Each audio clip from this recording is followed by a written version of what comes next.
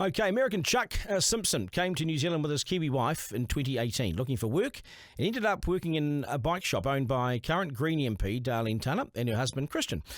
Now, it didn't go that well. Chuck wasn't paid for his work. He had to fight for 5 years to get paid.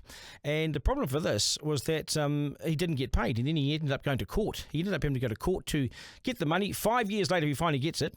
And I spoke to Chuck a short time ago, started by asking him, what was it like to work for them?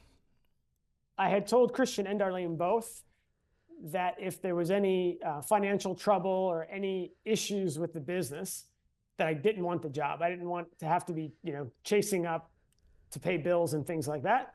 So Christian and I flew to Blenheim to do an inventory, which didn't go well. There was quite a bit of dysfunction in the shop. There was missing inventory. So when we came back from that trip, I said, hey, listen, I don't think I'm the person to go if it's going to be this chaotic. And at that point, they guaranteed me that it would be fine. They even, in an email, said they would guarantee me a manager position in Auckland for 6 months if it didn't work out in Blenheim. Oh, yeah. And so you lasted, 2 weeks in Blenheim? Yeah, so 2 weeks in Blenheim, and it just, it fell apart pretty quickly. There was just, we couldn't order bikes unless we paid for them because the accounts were all maxed out. It was quite a bad situation. Right, the place owed a bit of money, did it? Yeah, it did quite a bit. And did you get paid? I did not at all. Not for that first 2 weeks' work. What did you do? What did you do after 2 weeks? After 2 weeks, my wife and I, we had an issue with where we were staying, and we couldn't stay there anymore. So I tried to find another place to stay, but everybody wanted a year's lease, wanted me to sign off on a year's lease. And because of the situation at the shop, I didn't feel comfortable. So after 2 weeks, I just resigned and left and came back to Auckland. Right. And then you did some more work for them after that?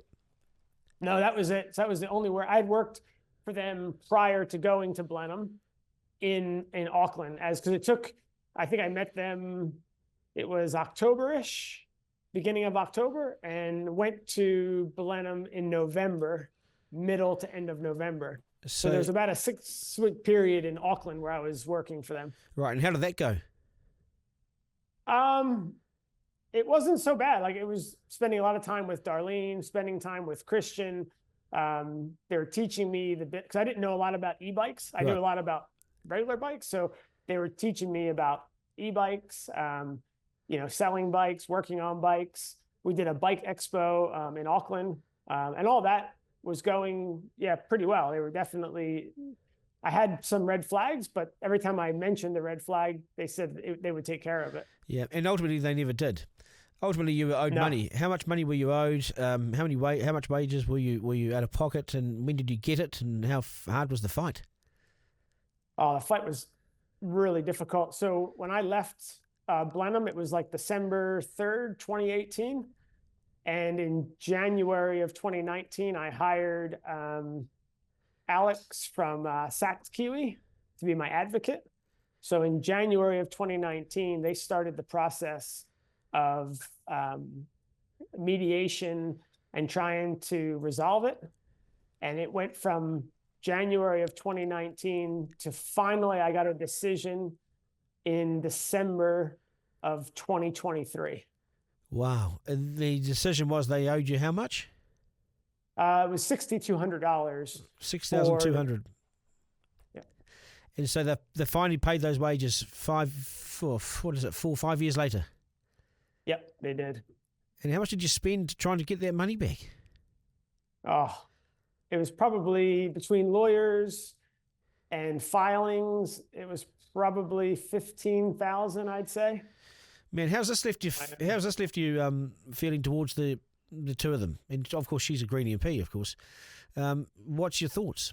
Here are two people that come off like they're holier than thou, save the planet, super green.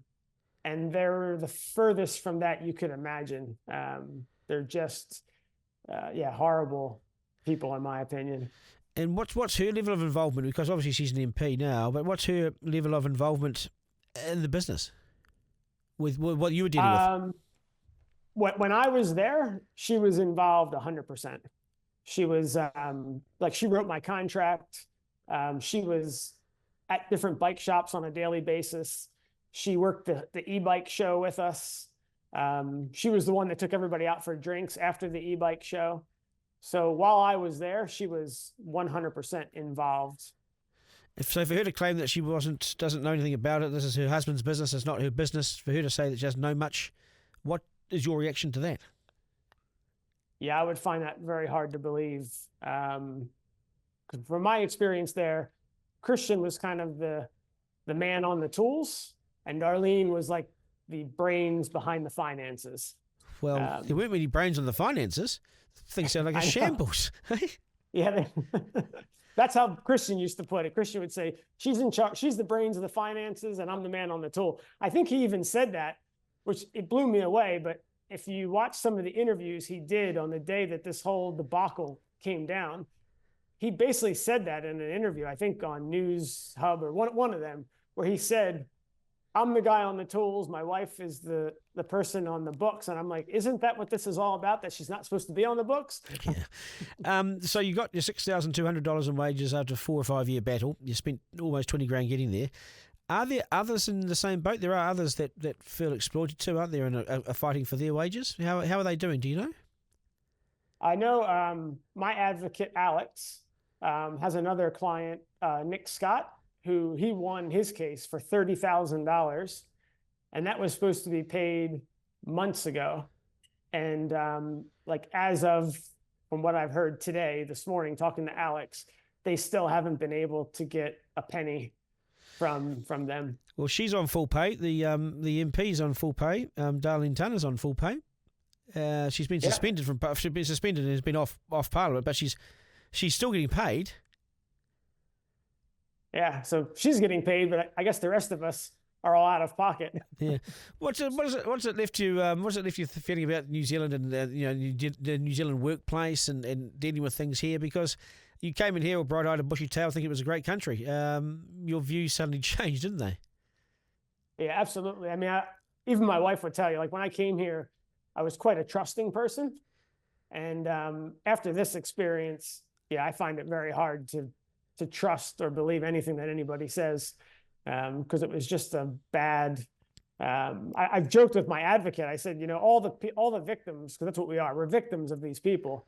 All of us should get together and start a support group, because all of us have had our lives, like my life particular. So the day that Darlene called me for my interview, I was leaving an interview with AUT, where AUT had offered me a job with free education to get my PhD.